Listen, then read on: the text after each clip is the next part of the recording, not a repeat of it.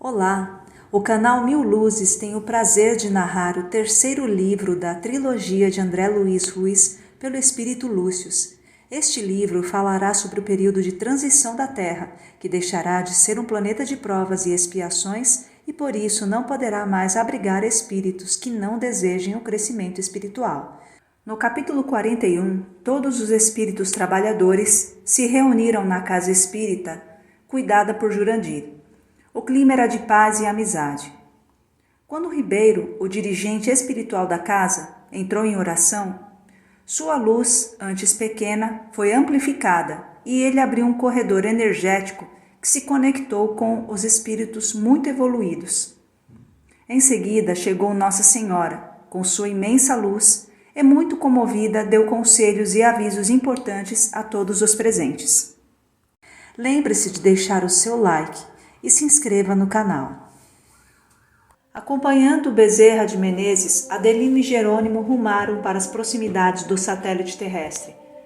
Entendendo que as modificações cíclicas se realizam em obediência a leis naturais que visam garantir o progresso de todos, não restava dúvida a respeito de serem os tempos atuais aqueles em que a transição se acentuava. O trajeto na companhia do médico amigo era marcado pela emoção do encontro recente com aquele que tanto amor derramava em favor da humanidade. Quebrando o silêncio natural, Jerônimo tocou o assunto. Querido paizinho, como interpretar as lágrimas espontâneas que, quais pérolas de cristal, escorriam pela face da mãe devotada? Poderia a angústia residir no coração puro de um ser tão superior? Tocando-lhe o ombro com carinho, Bezerra respondeu: Sabe, meu filho, uma das mais belas demonstrações de amor verdadeiro é sofrer pelo outro, mesmo que tal sofrimento esteja acompanhado pela serenidade dos que sabem que o outro necessita sofrer para despertar. O esforço de um pai para salvar o filho que ama não dispensa muitas vezes o recurso drástico da amputação do membro apodrecido para garantir a sobrevivência do corpo. No entanto, por mais que seja alegre por estar salvando a vida do filho, isso não impede que o pai sofra por sabê-lo mutilado a partir de então. Por isso, quanto mais cresce o amor verdadeiro no coração das almas, mais elas entendem as necessidades dos semelhantes e mais sofrem por seus destinos infelizes, sobretudo por compreenderem que pela indiferença, pelo descaso, pela irresponsabilidade deles mesmos, elegeram a coroa de espinhos, aumentando o peso da própria cruz. Estamos nos acercando do satélite terreno, onde, por graça da misericórdia, já se encontram recolhidos todos os seres que, até este momento retirados do campo magnético e psíquico diretamente ligado aos homens, ceifam os frutos dolorosos decorrentes de longos séculos e até mesmo de milênios de sementeira indiferente. Não obstante, tais destinos poderiam ter sido esculpidos de outra maneira, uma vez que não lhes faltaram informações, conselhos, demonstrações e alertas para que trilhassem a estrada reta, evitando o rosário de lágrimas das trilhas tortuosas. Observemos como estão nossos irmãos de humanidade, compelidos a viver encerrados em um corpo celeste como a lua, no aguardo do translado para a casa nova que se aproxima. O ambiente espiritual da Lua estava transformado pelo constante abastecimento de entidades retiradas das esferas vibratórias ao redor do núcleo rochoso da Terra. Por isso, seu clima psíquico era lastimável. Multidões em movimento de manadas animalescas se atritavam, agarrando-se aos antigos vícios e condutas que caracterizavam seus interesses comuns. Violência e perversidade se conjugavam no entrechoque do ódio, do desejo do mal, da revolta e do crime. Compostas em sua maioria por espíritos impuros, aqueles cujas características predominantes são o desejo do mal, a indiferença ao bem, a inclinação para todos os vícios e o combate às virtudes. Tais multidões se nutriam dos defeitos que os faziam algozes de si próprios. Inconformadas com o afastamento compulsório do ambiente terreno, de onde julgavam que jamais seriam banidas, estas entidades se hostilizavam mesmo quando pareciam estar unidas pelo pavor do desconhecido. Aquelas almas sabiam, no íntimo, que algo muito grave lhes ocorria e o temor do futuro lhes repercutia nas condutas desesperadas. Seres monstruosos, animalescos, tirados das entranhas da terra, como que libertados de cadeias lodosas, se arrastavam, aos selvajados, confusos e violentos, diante da nova condição. Calor e frio, escuridão e luz intensa promoviam as modificações extremas nas sensações físicas e psíquicas no âmago de todos. Entidades menos atrasadas, pertencentes a outros graus de evolução que não o dos espíritos impuros, também fugiam dos ataques de seus irmãos de sofrimento, migrando para outras regiões do satélite estéril, como andarilhos aterrorizados que nunca houvessem encontrado um porto seguro. Por toda parte a desolação e o desespero, sem portas para a fuga através do suicídio, da morte deliberada, do enlouquecimento. Em verdade, a loucura já se havia instalado no seio de cada um deles, alienação vivida consciente ou inconscientemente, sem que se encontrasse um medicamento paliativo aos efeitos angustiosos. Ao longe, nascendo no horizonte lunar, o planeta azul, o berço generoso que tanto sofrera com os ataques da ignorância, que tanto suportara o peso explorador daqueles indiferentes espíritos que nele, tendo assumido corpos destinados a serem instrumentos para a evolução da alma, mais não haviam feito do que se empenharem num domínio destrutivo, como um filho que, desejando mais do que o leite materno, cravasse os dentes no seio que o alimentasse para dele arrancar a própria carne, indiferente ao sacrifício da mãe generosa. Magnatas, ególatras, governantes corruptos, ditadores despóticos, líderes religiosos indignos, conquistadores ambiciosos, magistrados venais, cientistas doentes da inteligência, homens e mulheres inferiorizados pelos hábitos pecaminosos de sua vida pessoal, por toda parte se viam assustados, na companhia de outros seres ainda mais grotescos. Haviam sido os gozadores do mundo, os que conquistaram as recompensas terrenas, os que cultivavam o bezerro de ouro que finalmente encontravam-se no reino que tanto lhes havia seduzido. Observando as tristes realidades que emanam de tais seres, falou Bezerra, interrompendo as observações. Poderemos supor que estejam esquecidos da misericórdia do universo, vendo-os assim, como alucinados, em debandada sem rumo. O coração que ama se condói até as mais profundas fibras. No entanto, estamos presenciando a amputação para garantir-se a vida e o crescimento da alma. Imaginemos que aí estejam nossos amigos, nossos companheiros de muitas vidas, nossos irmãos de ideais, nossos parentes equivocados, nossos algozes, nossos perseguidores, mas também aqueles a quem amamos como carne de nossa carne. Não lhes parece doloroso presenciar esses momentos de destruição para a reconstrução? Inegavelmente, tanto Adelino quanto Jerônimo guardavam idêntica impressão, percebendo em si mesmos a dor por verem tanta crueldade no meio dos cruéis, sem, contudo, entregarem-se aos esgares das emoções desajustadas. Respondendo à pergunta de Bezerra, Adelino considerou: as angústias, quando vividas em nós, parecem não nos fazerem sofrer tanto quanto as angústias que sentimos ao vermos nossos irmãos sofrerem ainda mais, sabendo que poderiam tê-las evitado. No entanto, doutor, não seria possível que os homens, ainda agora, pudessem algo fazer para que não estivessem aqui nesse infeliz destino? É nisso que estamos empenhados. Todos os espíritos disponíveis na Terra, neste instante, se multiplicam para a implantação do reino de Deus no coração das criaturas.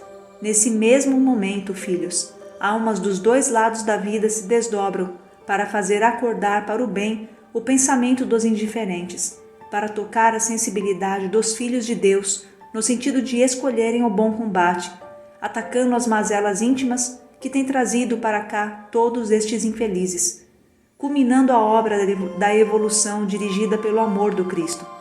Um sem número de homens e mulheres no mundo de carne se empenham na difusão da mensagem renovadora em todas as crenças da Terra. Mesmo fora dela, o pensamento livre tem produzido fóruns de debates e conscientizações variadas para que, com as armas do bem e da paz, se edifiquem novos conceitos na consciência dos povos. Inspirados por seus tutores invisíveis, muita gente gasta os próprios recursos materiais na multiplicação da mensagem edificante, sacrificam seus interesses e suas necessidades na faina de cooperar, como luminosos agentes encravados no mundo escuro e violento, visando humanizar a própria humanidade.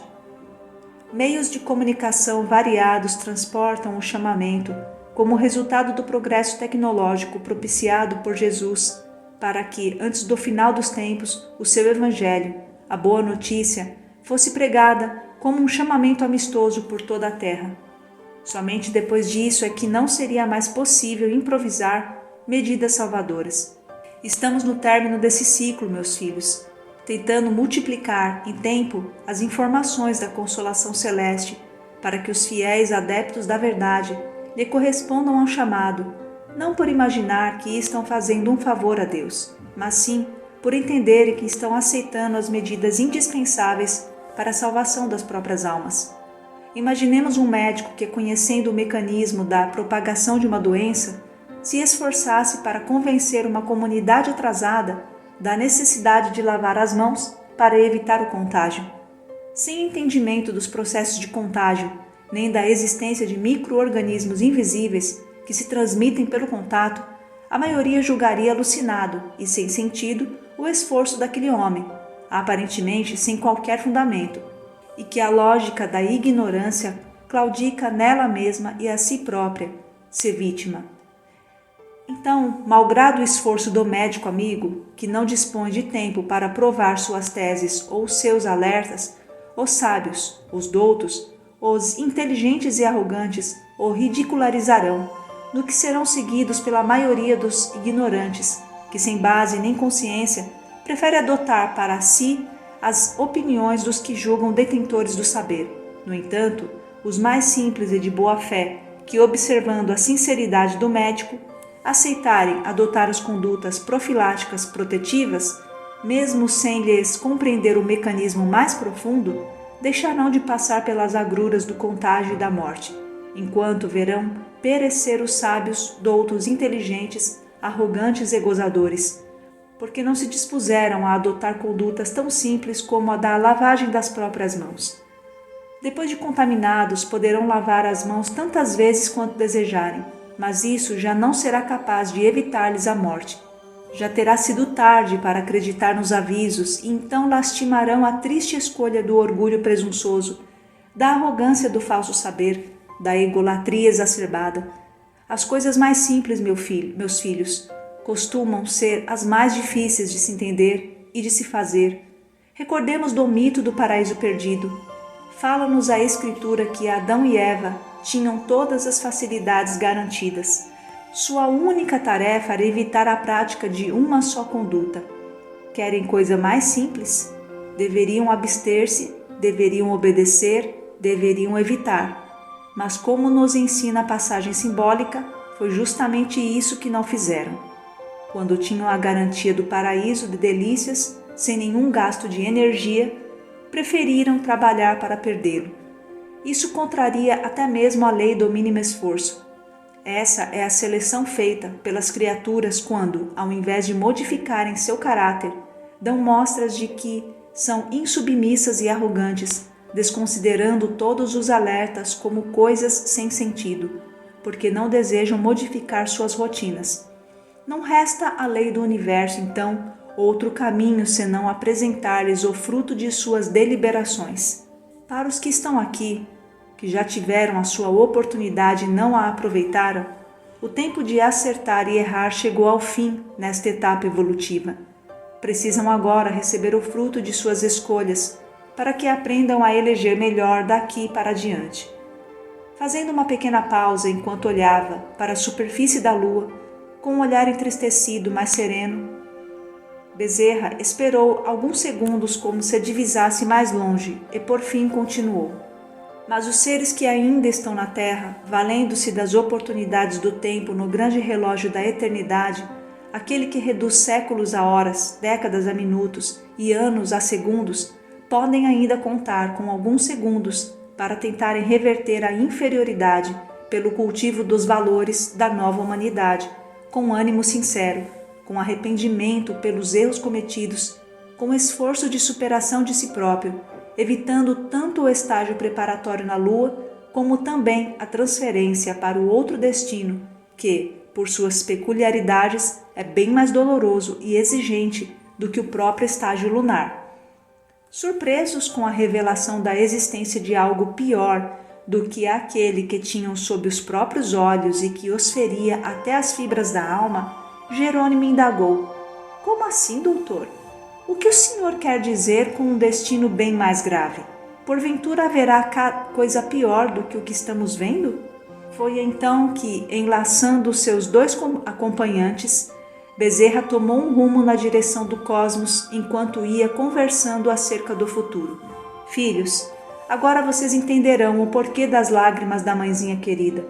Se as providências da misericórdia já estão sendo atendidas com o afastamento dos espíritos mais endurecidos do ambiente terreno, não imaginem que a Lua seja o porto definitivo, o destino final de tais entidades.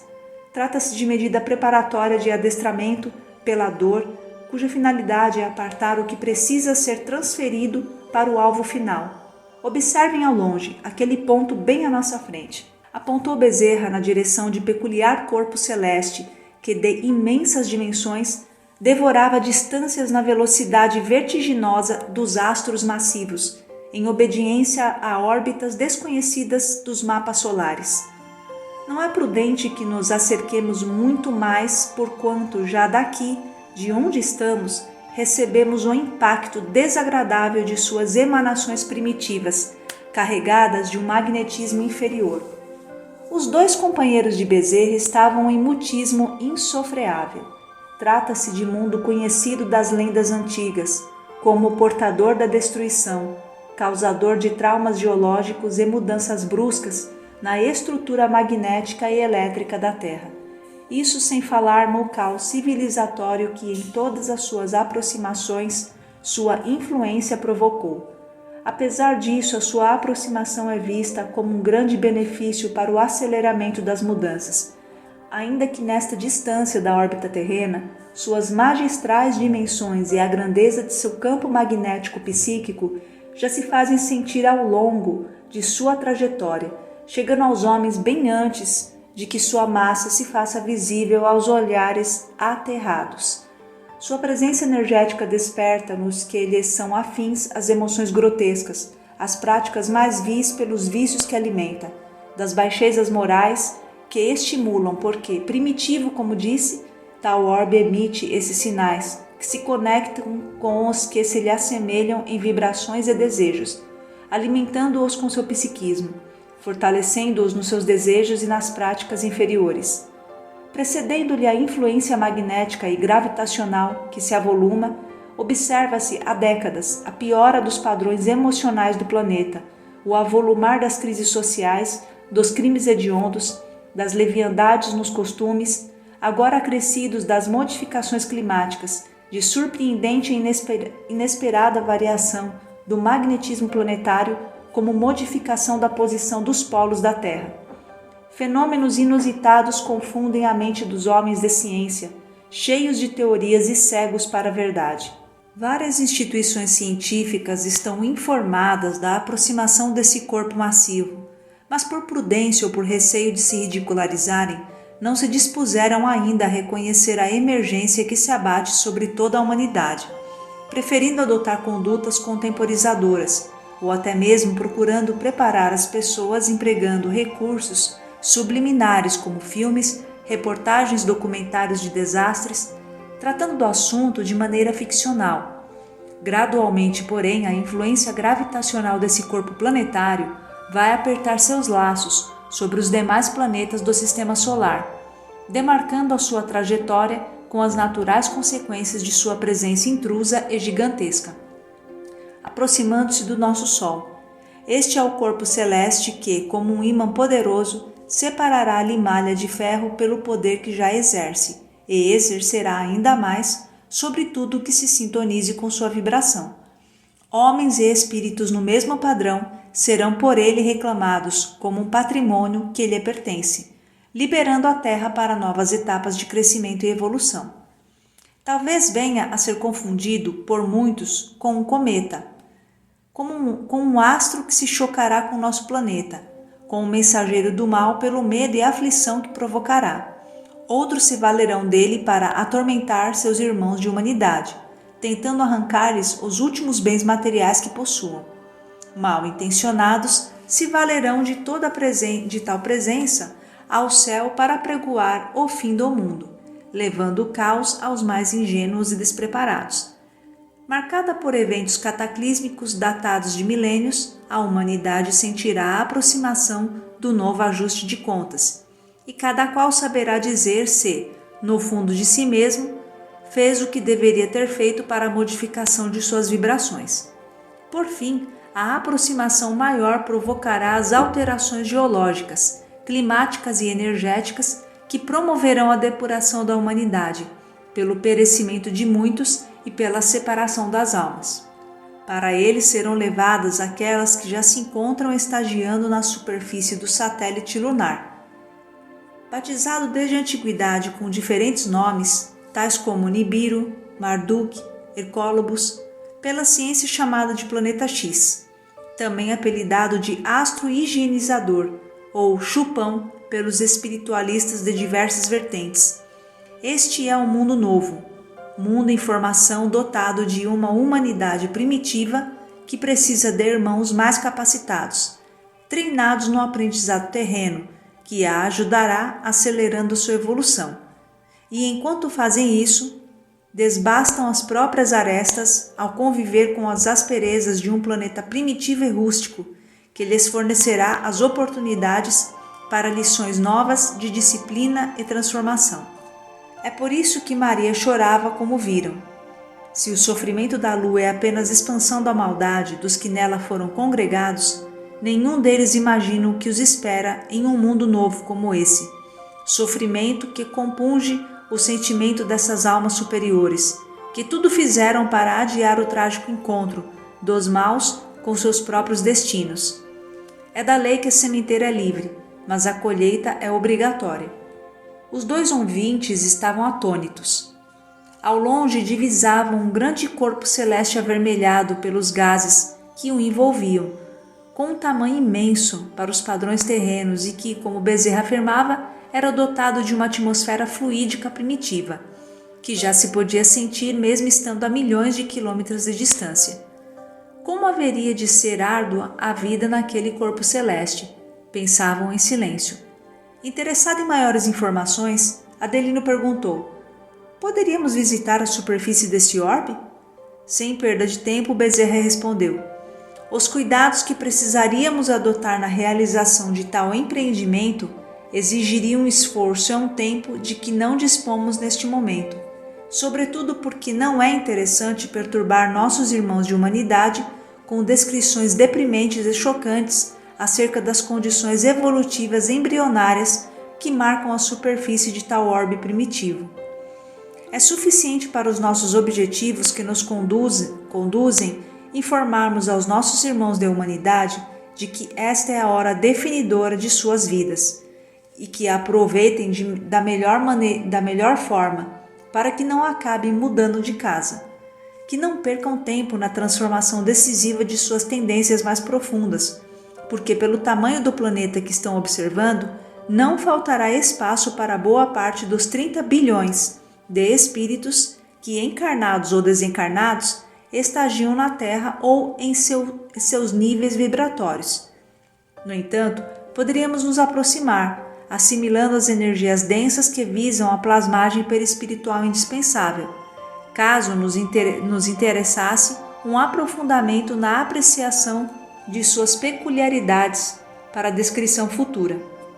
Mas lá os corpos guardam similitude com os dos homens da Terra? Bem, em toda parte a humanidade que habita os diversos mundos se estrutura de maneira semelhante, sem que isso signifique de maneira igual. Nos mundos superiores, as formas são mais belas e elaboradas, não havendo um meio de comparação com as formas terrenas ou com seus conceitos estéticos. Quanto mais elevados são os seres, mais predominam as suas características íntimas sobre a sua forma exterior. Quanto menos avançados são eles, mais se veem presos a corpos densos para a difícil elaboração das experiências, eclipsados em algemas de carne e osso de onde só conseguem se ausentar por efeito do sono ou da morte. Aí também os corpos são constituídos de maneira muito semelhante aos humanos da Terra. No entanto, não possuem a beleza que a harmonia biológica já conseguiu edificar no funcionamento quase perfeito de todos os tipos e sistemas na Terra.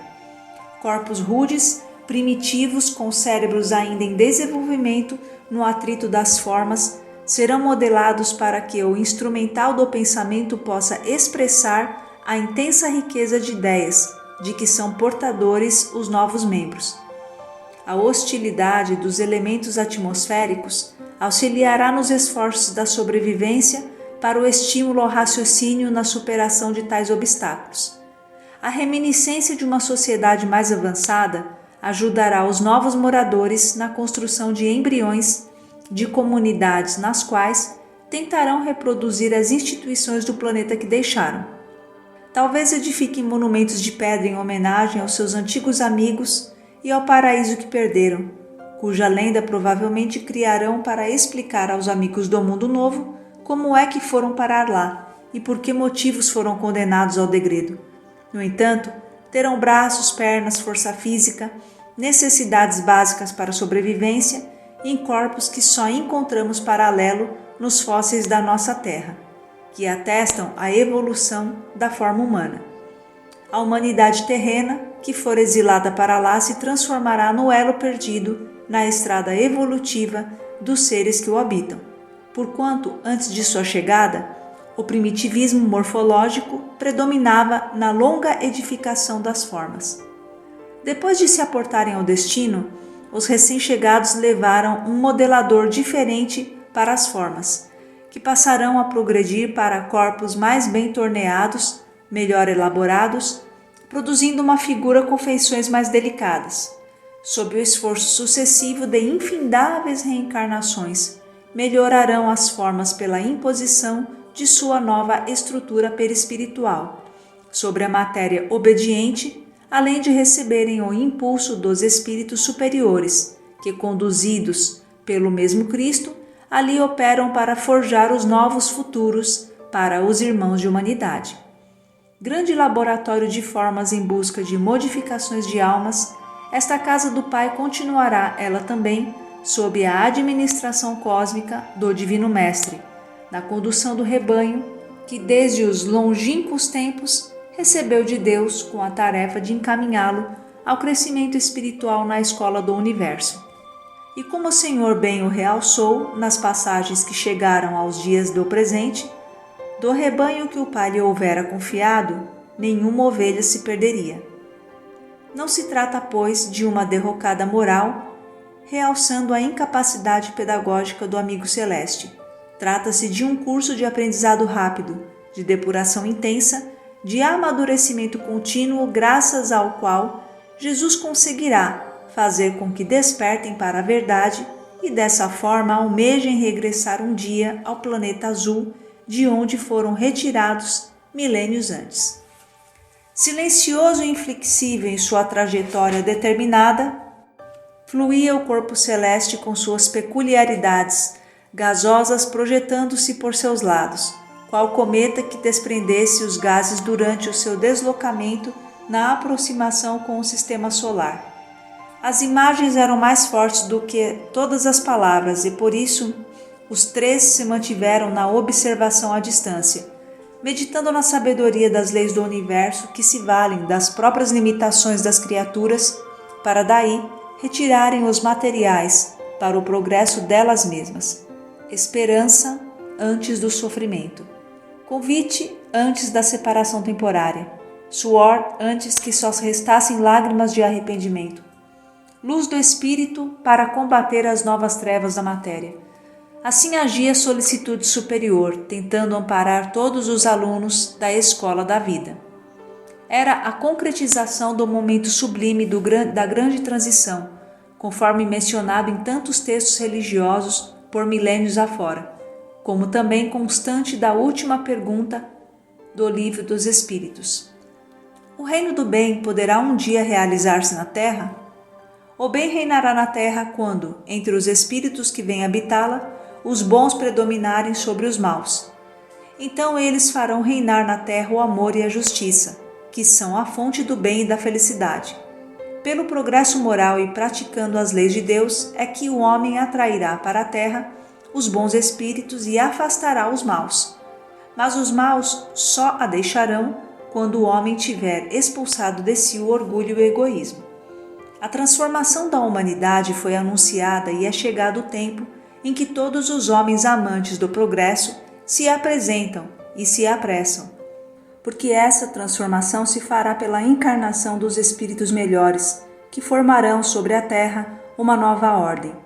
Então, os espíritos maus, que a morte vai retirando a cada dia, e aqueles que tentam deter a marcha das coisas, serão excluídos da terra porque estariam deslocados entre os homens de bem, dos quais perturbariam a felicidade.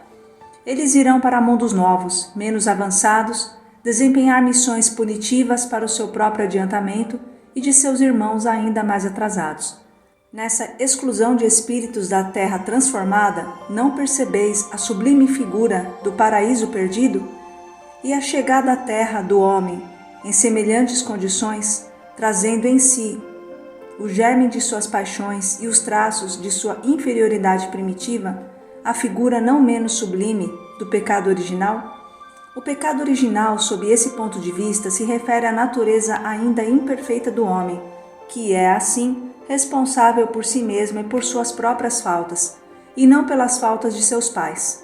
Todos vós, homens de fé e boa vontade, trabalhai com zelo e coragem na grande obra da regeneração, porque recolhereis 100 vezes mais o grão que tiverdes semeado. Infelizes aqueles que fecham os olhos à luz. Preparam para si longos séculos de trevas e decepções. Infelizes os que colocam todas as suas alegrias nos bens deste mundo, porque sofrerão mais privações do que os prazeres de que desfrutam. Infelizes principalmente os egoístas, porque não encontrarão ninguém para ajudá-los a carregar o fardo de suas misérias. São Luís. Olá, amigos! Este é o capítulo 42 do livro Herdeiros do Novo Mundo. Continuem conosco nesta aventura. Até breve!